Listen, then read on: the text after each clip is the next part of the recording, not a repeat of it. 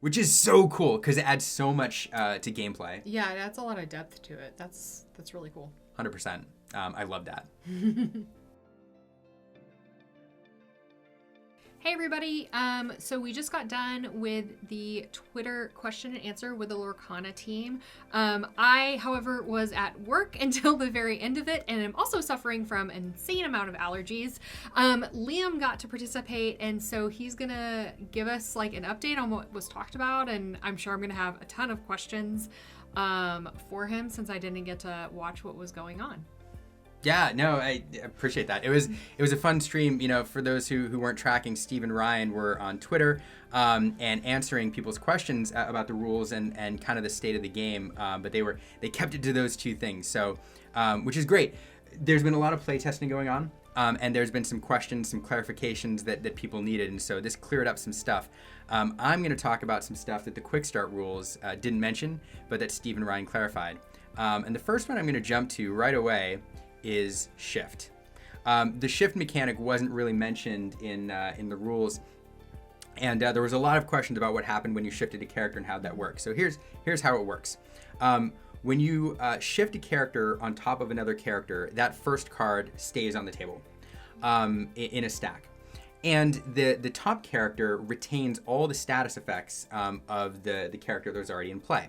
So if it was exerted, if it wasn't able to quest or challenge that turn for whatever reason, if the ink was drying, so it couldn't do anything, all of those effects remain, as do damage counters. All of that stacks. Do the abilities transfer from like the bottom card to the top card? They do not. For all intents and purposes, all of the text on that bottom card no longer matters. Only the top card matters. But the interesting thing is, any effect that affects that stack of cards affects all the cards in the stack. And by that I mean, if let's say that stack of shifted cards is returned to your hand or your opponent's hand, all of the cards go back. It's not a scenario where the top card comes back and everything else is discarded. Or Let It Go is another fun one. If you play Let It Go on a shifted character, that entire stack goes into the Inkwell as ink for you or your opponent. So it turns into some really interesting ramp. Yeah, definitely. I mean, yeah, we'd want to save that Let It Go card maybe until the end of the game when like ink isn't such a hot commodity versus at the beginning. I suppose. Yeah, no, that's a good point. So, yeah, so that's interesting. So shift is an interesting mechanic. There's another thing I want to mention with Stiff, and it's going to dovetail into the lanterns. Any card that reduces the cost of a card also reduces the shift cost. So if a card says, this card costs, or your next character card costs 1 less to play, that applies to either the cost at the top of the card or the shift cost to reduce it. Because there's a scenario where it would only reduce the cost to play and not the shift cost. Yeah, and I thought I saw something about lanterns maybe being stackable as well. Yeah. Sorry, I got to at stoplights check my phone. Okay, so we'll move on to the lanterns and stacking abilities. During play tests, people started asking whether certain abilities stacked, and the lanterns was the big one. Lantern reads, you can use it to reduce the cost of your next character card by 1. And so people wondered, if I use 2 lanterns, is that reducing the cost by 2? Or is that continually reducing the cost just 1 lower than the cost to play the card? And the answer is they stack. So if you have 3 lanterns, you can reduce the cost by 3. 4 lanterns, you can reduce the cost by 4. So there was also some clarification on the start of the turn, and there's 2 things I'm gonna talk about. The first is what happens at the beginning of the game. The rules read right now that you draw cards, and then you can alter your hand, and then you pick which player goes first. The problem is that sometimes whether or not you choose to alter your hand can be affected by whether or not your opponent chooses to alter their hand. And so there was some clarification. They're actually going to adjust this in the rulebook and fix this, because what should happen is you draw cards, you already know who goes first, you choose who goes first, and then the first player can choose whether or not to alter their hand or not. So whether or not you choose who goes first and draw, etc. The important thing is that you know who the first player is when choosing whether or not to alter your hand. So the first player would choose, and then the second player would choose. And yeah, The other interesting clarification was in the quick start rules. There's a little thing that says, you do not choose whether to alter your hand during your first game. And there was a question, did this mean your first game ever playing Lorcana, or did they mean your first game of a session, or the first game of a 3-game set? And there was some debate about this. And their answer was, you can alter your hand every single game. That rule was just there to make sure that people weren't confused in their first game. I think that makes a lot of sense. I mean, in your first game, you really just, you don't really know what you're altering your hand for because you don't understand the strategy quite yet. And so it just really lets you dive in, get used to the game, and then you can kind of figure out what your deck is trying to do, and maybe that'll let you know how you need to alter it the next time around. So I think that's a really smart, I guess it's more of a suggestion rather than a rule. I mean, you could alter your hand your first game. You're going to have no idea what you're doing, but I mean, you can give it a go if you wanted to. That's true. But I love it because you can just jump in, get that first game. It's something that we talked a little bit about in our last video about how it's just really important to get started and have really basic strategy your very first game and then continue to build on it. Yeah. So anyway, but yeah, that's why that's there. So again, we have to remember these are the quick start rules and not the full rules. Next, I want to talk about Inkwell. Some people had a question about whether or not the Inkwell was public knowledge. And by that, I mean, can you look at the Inkwell at any time? And the answer is, no, you can't. You can't look at yours and you can't look at your opponent's. So once a card goes into the Inkwell, you have to remember what you put in there and you have to remember what your opponents put in there.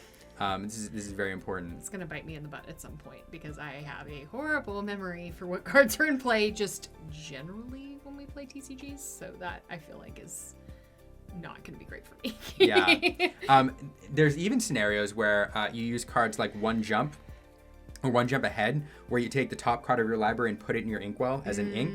You don't get to look at that card. It's just going to be gone. It's just going to be gone. Your opponent doesn't get to look at that card, so you have no idea what card you just removed from your deck to put into your Inkwell. It could be your end of game bomb. You might be drawing to a card that you don't have anymore. So that's an interesting note. There were some questions about whether or not... I think it's almost interesting, too, because I'm wondering if there is going to be a card at some point that's revealed that you can, take a card out of your Inkwell and put it back into your hand or put it back into your deck. And so I think also it's going to, what you're going to have to keep track of is, not only what is in your Inkwell, but, maybe the order in which you put cards... Oh, that'd be fascinating. ...into your Inkwell. Because then you're going to want to know, oh... that's the card that I need to put back into my deck or back into my hand or something like that. I could just foresee that being an ability later in the game. That'd be an interesting one. Yeah, it'd be fun. I actually kind of like that. The other note, some people asked about whether or not you could write down the information, whether it's legal to record what people are putting into their Inkwell every turn. And they didn't answer that. And I think that the reason is because in tournament play, it'd be difficult to prohibit people from writing on a notepad. And so I'm not sure they'd want to regulate that or not. But I really don't think we've thought through yet the implications of allowing players to write in a notebook what cards people are putting into the Inkwell each turn. It's possible. But everything else is public information. What's in discard piles you can look at any time. It's just the Inkwell that's off limits, which is fascinating. I wonder if there's also going to be an ability where you can't look at your Inkwell. If there's a card you can play that's for this one time, look at 3 cards in your Inkwell so that you can just remind yourself. Maybe.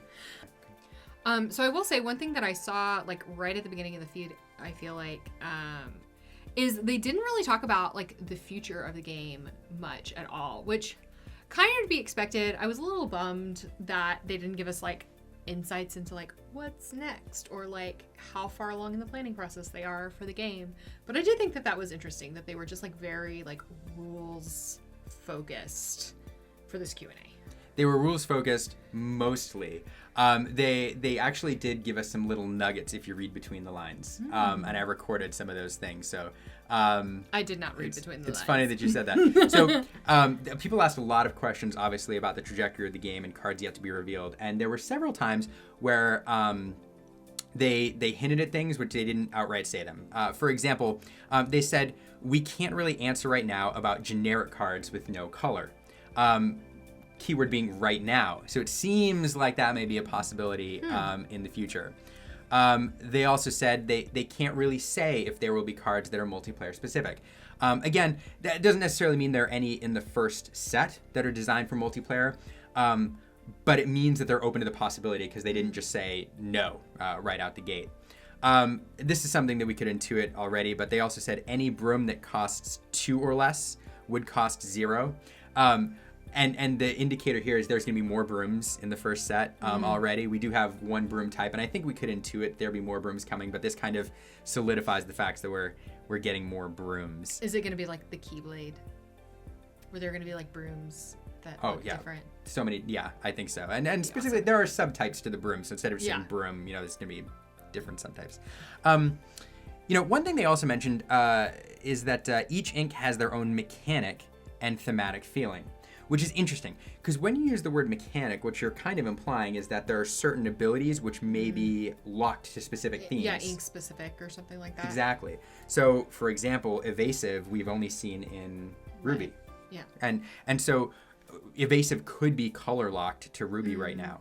And there's others for each other color. So what was it, Bodyguard that we saw in Hercules? So that may be locked to his specific color. So that is interesting. Here's another one that I absolutely loved that almost slipped by me. Somebody asked if lore or victory points can be taken away or used as a resource. And they obviously pointed out that Aladdin allows you to take away victory points. But then they said lore used as a resource has not been seen yet, which is huge. It's huge. That's probably one of the coolest things I've seen revealed because they didn't say lore cannot be used as a resource. Right. They did say lore will never be used as a resource. They used the word yet at the end, and that means that in the future we could see cards that allow you to trade your victory condition, your lore, for certain abilities or to play certain cards, which is so cool because it adds so much to gameplay. Yeah, it adds a lot of depth to it. That's really cool. 100%. I love that. And the last thing that I'll mention, I think it's important to highlight, deals with limits. Specifically, hand limits, deck limits. There is no limit. The rulebook says that you have to have a 60-card deck, and people ask, do you have to have a 60-card deck, or is that just a minimum? And they specified that is a minimum. Your deck can be as large as you want it to be. To quote Mean Girls, the limit does not exist. The limit does not exist, nor does it exist on your hand.